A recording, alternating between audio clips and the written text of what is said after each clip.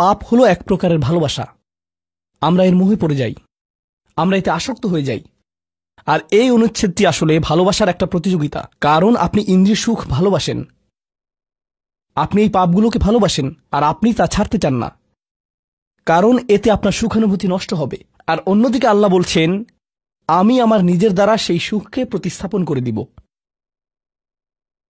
আমি এটাকে আমার নৈকট্য দ্বারা প্রতিস্থাপন করে দিব। আল্লাহ এই সুযোগ দিয়েছেন, আপনার নিজেকে এই সমীকরণের আলোকে সিদ্ধান্ত নিতে হবে। আপনি এই পরিস্থিতিতে পড়বেন, অন্য কেউ জানবে না, কেউ জানবে না যে আপনার মাথায় কি সংগ্রাম চলছে, কেউ জানবে না, শুধু আল্লাহ জানবেন। আর প্রসঙ্গক্রমে উদাহরণস্বরূপ আপনাদের কেউ কেউ যখন হারাম সম্পর্কে জড়ান, নিশ্চিত বলছি না, আপনাদেরকে অভিযুক্ত করছি না, কোনো মানুষ, আপনারা না, কোনো মানুষ যাদেরকে আপনারা চিনেন, তারা হয়তো অনৈতিক সম্পর্কে জড়িত, আর আপনি তা থেকে বের হতে চাচ্ছেন। তো আপনি এই আলোচনা শুনে তাকে মেসেজ দিলেন, আমি আর এটা করতে পারবো না। সে উত্তর দিল, তুমি কি আমাকে ভালোবাসো না? তুমি এখন আমাকে ঘৃণা করো? তুমি কি মনে করো যে আমি তোমার জাহান্নামে যাবার কারণ? আমি কি এতটাই খারাপ? এখন আপনি বলছেন, না তুমি অতটা খারাপ না, না আমি তোমাকে ভালোবাসি, তুমি মোটেই খারাপ না, তুমি অনেক ভালো। ঠিক আছে, যদি আমার সাথে সম্পর্ক সমাপ্ত করতে চাও, আজকে রাতে আমার সাথে দেখা করো, আর আমার মুখের সামনে এটা শেষ করো। না, এটা আমি করতে পারবো না। ঠিক আছে, তুমি আমাকে ঘৃণাই করো, আচ্ছা ঠিক আছে, আমি আসছি। এটা আবার শুরু হয়ে গেল। আর এরপর আপনি আবারও তওবা করতে চান। দেখতে পাচ্ছেন, এটা শুধুমাত্র আপনি না, আপনি হয়তো আবেগগতভাবে কোনো কিছুতে জড়িয়ে যেতে পারেন, আর এখন আপনি আবেগগতভাবে ব্ল্যাকমেইলের শিকার হচ্ছেন। এর দ্বারা আপনি খারাপ বোধ করবেন। আপনাকে এর বিরুদ্ধে যুদ্ধ করতে হবে, আপনাকে এটা অবদমন করতে হবে, আর আপনাকে উপলব্ধি করতে হবে যে আপনি হয়তো কাউকে হতাশ করছেন, কিন্তু আল্লাহকে সন্তুষ্ট করছেন। আর আপনি এটা শুধু নিজের জন্যই করছেন না, বরং এটা ওই মেয়ের জন্যও করছেন, বা ওই ছেলের জন্যও করছেন যে আপনার মেসেজের জবাব দিচ্ছে। সে আল্লাহর সামনে দাঁড়াবে, এটাও আপনি চান না। আপনি যদি তাকে আসলেই ভালোবাসেন, শুধুমাত্র যদি তাকে কামনা না করেন, বরং তাকে ভালোবাসেন, তাহলে আপনি তাকেও রক্ষা করতে চাইবেন। তো এখন আমরা খুবই অপ্রত্যাশিত স্থানে চলে যাচ্ছি। আল্লাহর কাছে আরও কে বিশেষ মর্যাদা সম্পন্ন? আল্লাযীনা ইযা আনফাকু লাম ইউসরিফু ওয়া লাম ইয়াকতুরু ওয়া কানা বাইনা যালিকা কওয়ামা। এই মানুষেরা যখন তারা অর্থ ব্যয় করে, তারা সকল অর্থ উড়িয়ে দেন না, তারা অতিরিক্ত খরচ করেন না, আর তারা কৃপণও নয়। তারা অনেক বেশি খরচ করেন না, আর তারা অনেক কমও খরচ করেন না।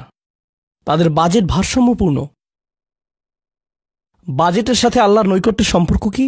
সম্পর্ক রয়েছে, কারণ আল্লাযীনা ফি আমওয়ালিহিম হাক্কুন মালুম, তাদের অর্থে অন্যদের অধিকার রয়েছে যা সুবিদিত। আপনার পিতামাতার অর্থনৈতিক সহায়তা প্রয়োজন, আপনার সন্তান, আপনার ভাই বোন, আপনার স্ত্রীর প্রয়োজন, এমন অনেক ক্ষেত্র রয়েছে যার জন্য আপনার অর্থ প্রয়োজন। কিন্তু যখন আপনি প্রয়োজনহীন জিনিসে আসক্ত হয়ে পড়েন, আর আপনার অর্থ যখন ব্যয় হয় সিনেমার পর সিনেমা, সিনেমার পর সিনেমায়, সাবস্ক্রিপশনের পর সাবস্ক্রিপশনে, গেমের পর গেম, এরপর গেমে, গাড়ির জন্য নতুন যন্ত্রাংশ কেনার পেছনে, যেই চাকা দেখতে উল্টো দিকে ঘূর্ণায়মান, তার প্রয়োজন আপনার নেই। সেগুলো আপনি দেখবেন না যখন আপনি গাড়ি চালাবেন, সেটা অন্য কেউ দেখবে।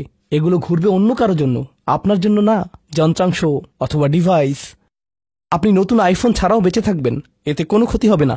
স্যামসাং যদিও কিছুটা বিপজ্জনক, তারপরও অনেক বোনেরা পার্স অথবা ব্যাগের জন্য এমনটা করেন। ও আল্লাহ, এই ব্যাগগুলোর কোনোটার দাম কয়েক লাখ টাকা। বলছি না যে আপনি এগুলোর কোনোটাই কিনতে পারবেন না, কিন্তু আল্লাহ বলছেন ঠিক আছে খরচ করো, কিন্তু অতিরিক্ত খরচ করো না। আপনাদের কারো কারো জন্য আবার সবচেয়ে খুশির বিষয় হলো টাকা ধরে রাখা। আপনি স্ত্রীকে সাথে নিয়ে সুপার শপে গিয়েছেন, তিনি এক প্যাকেট দুধ নিলেন। আমাদেরকে এত বেশি দুধ প্রয়োজন, ছোট প্যাকেট নিতে পারো না? ডিসকাউন্টের জন্য অপেক্ষা করতে পারো না? এটা দুধ, এটা ডিম, এগুলো নিয়ে কৃপণতা না করলে হয় না? এমন মানুষ রয়েছে যারা প্রাপ্য মানুষদের টাকা ধরে রাখে। আপনার সন্তানদের অর্থ প্রয়োজন, তাদের চলার জন্য কিছুটা পকেট খরচ প্রয়োজন, আপনার স্ত্রীর কিছুটা অর্থ প্রয়োজন। যদি তিনি গৃহ ব্যবস্থাপনার দায়িত্বে থাকেন, আর তিনি নিজে উপার্জন না করেন, আর তিনি আপনার কাছে বলেন আমি কি 500 টাকা পেতে পারি? কিসের জন্য তোমার টাকা প্রয়োজন?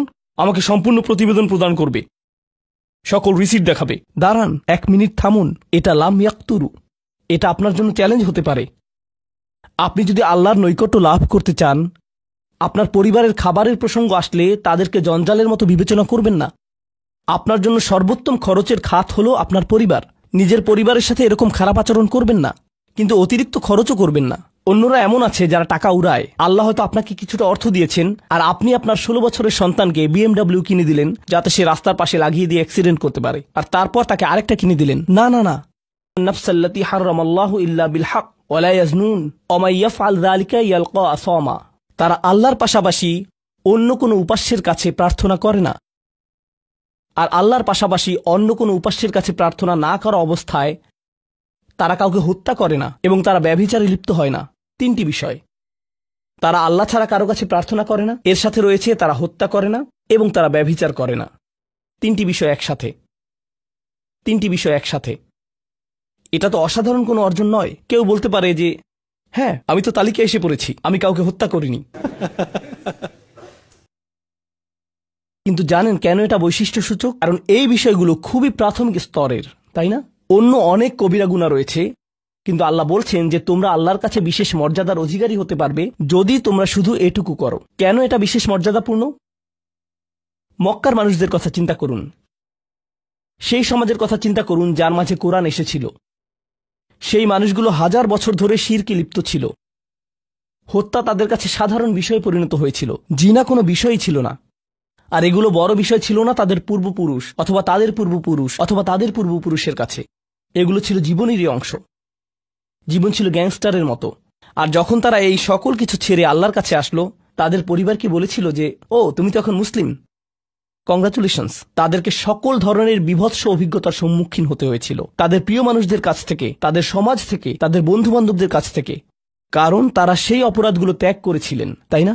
কিছু মানুষের জন্য শুধুমাত্র ঈমান গ্রহণ করা, শুধুমাত্র অপরাধী জীবন থেকে বেরিয়ে আসা, শুধুমাত্র জিনা থেকে বেরিয়ে আসা ছিল এতটাই বড়। আপনারা যারা সম্মানিত পরিবারে বেড়ে উঠেছেন, পরিশুদ্ধ পরিবেশের মাঝে ছিলেন, আপনার জন্য সেই ধরনের বিপত্তিতে না পড়াটা সহজ অথবা সহজতর। এখনকার সময়ে যে কোনো কিছুই সহজ, কিন্তু আপনাদের যারা অমুসলিম অবস্থা থেকে এসেছেন, আপনি চারপাশে অপরাধ সংঘটিত হতে দেখেছেন, আপনি চারপাশে মাদকের আসর দেখেছেন, আপনি চারপাশে নারী লিপ্সা দেখেছেন, প্রত্যেক সাপ্তাহিক ছুটির দিনই ক্লাবে যেতেন, আর তারপর আপনি আল্লাহর পথে আসলেন, আপনি ঈমান গ্রহণ করলেন। সেই জীবন থেকে আপনার এই যাত্রাটি ছিল বিশাল এক যাত্রা, আর আল্লাহ এটা স্বীকার করেছেন এবং বলেছেন যে এটা বেশ বড় ব্যাপার যে কিছু মানুষ এমনটা করেছে। শুধু এই বিবেচনায় তারা বিশেষ মর্যাদাময়, তারা অন্য কিছু জানে না, তাদের ব্যাপক কোনো জ্ঞান নেই, কিন্তু মূল বিষয় হলো তারা আল্লাহর সন্তুষ্টির জন্য হিজরত করেছেন, তারা সেই বড় পাপগুলো থেকে আল্লাহর অভিমুখে যাত্রা করেছেন। এটা অবিশ্বাস্য, কিন্তু এই আয়াতগুলোতে আল্লাহর করুণা এখনো সমাপ্ত হয়নি। প্রথমত সেই 3টি বিষয় যা আমি উল্লেখ করেছি, শিরক বা আল্লাহ সম্পর্কে অশ্রদ্ধা প্রদর্শন করা, হত্যা এবং ব্যভিচার, এগুলো অনেক বড় পাপ। তো আল্লাহ কি বলছেন? ইউদাআফ লাহুল আযাবু ইয়াওমাল কিয়ামা ওয়া ইয়াখলুদ ফীহি মুহানা। এমন মানুষের জন্য শাস্তি দ্বিগুণ করা হবে, আর তারা সেখানে থাকবে অপমানিত অবস্থায়। এই পাপগুলো আল্লাহর কাছে ছোট বিষয় না, বিশেষত 3টা পাপ একসাথে। কিন্তু প্রসঙ্গক্রমে সবচেয়ে খারাপ অপরাধ শিরক। সবচেয়ে খারাপ অপরাধের মধ্যে দ্বিতীয়টি হল যখন আপনি একজন ব্যক্তিকে হত্যা করেন। এটা কাকে হত্যা করার সমতুল্য? গোটা মানবজাতিকে। এটা হলো দ্বিতীয় বৃহত্তম অপরাধ। আর তারপর তৃতীয় বৃহত্তম অপরাধ কোনটি? জিনা। এই 3টি একসাথে এসেছে একটি আয়াতে। সেজন্য আল্লাহ বলছেন যে এই ব্যক্তিটি বিশেষ ধরনের শাস্তি পাবে, আর সে এই শাস্তিতে রয়ে যাবে অপমানিত অবস্থায়। কিন্তু এমনকি খারাপের ভিতর সবচেয়ে খারাপ, এরপর সবচেয়ে খারাপ ব্যক্তিটি, এই ব্যক্তিটি এজন্য সবচেয়ে খারাপ না যে সে একটি জিনিস করছে, বরং সে সবচেয়ে খারাপ কারণ সে 3টি জিনিসই করেছে। 3টি জিনিসই করেছে। এটা জাহান্নামের হ্যাট্রিক অর্জনের মতো। আর সম্পর্কে আল্লাহ কি বলছেন? তিনি বলছেন ইল্লা মান তাবা ওয়া আমানা ওয়া আমিলা আমালান সলিহা। অর্থাৎ যে অনুতপ্ত হয়েছে, ঈমানের পথে ফিরে এসেছে এবং তখন থেকে ভালো কাজ শুরু করেছে, তার জন্য নিয়মের ব্যতিক্রম হবে। এটা উপলব্ধি করাটা গুরুত্বপূর্ণ। আল্লাহ বর্ণনা করছেন নিকৃষ্টের মধ্যে নিকৃষ্ট, আর চেয়েও নিকৃষ্ট। আর তারপর বলেছেন এমনকি সেই ব্যক্তির ক্ষেত্রেও যদি সে আমার কাছে ফিরে আসে, আমি তাকে শাস্তিতে নিক্ষেপ করব না। কিন্তু এতটুকু যথেষ্ট না। আমরা কথা বলছি ইবাদ আর রহমানের ব্যাপারে, যিনি অবিশ্বাস্য রকমের করুণাময় সত্তা। তো তিনি তাদেরকে শুধুমাত্র জাহান্নাম থেকে রক্ষা করেই ক্ষান্ত হবেন না, তিনি আরও কি করবেন? ফাউলাইকা ইউবাদদিলুল্লাহু সাইয়্যাতিহিম হাসানাত।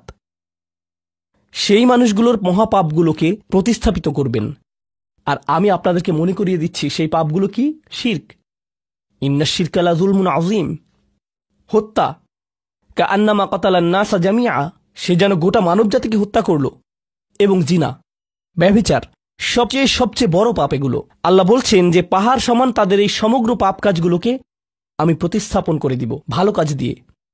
কিন্তু তারা এখনো কোনো ভালো কাজ করেনি, তারা এখনো নামাজ পড়েনি, তারা এখনো ইবাদত করেনি, তারা এখনো হজ করেনি, তারা এখনো দান করেনি। তারা মূলত যা করেছে তা হলো অনুতপ্ত হয়েছে। আর এখন থেকে তারা ভালো কাজ করবে, আল্লাহর জন্য এতটুকুই যথেষ্ট। তাদের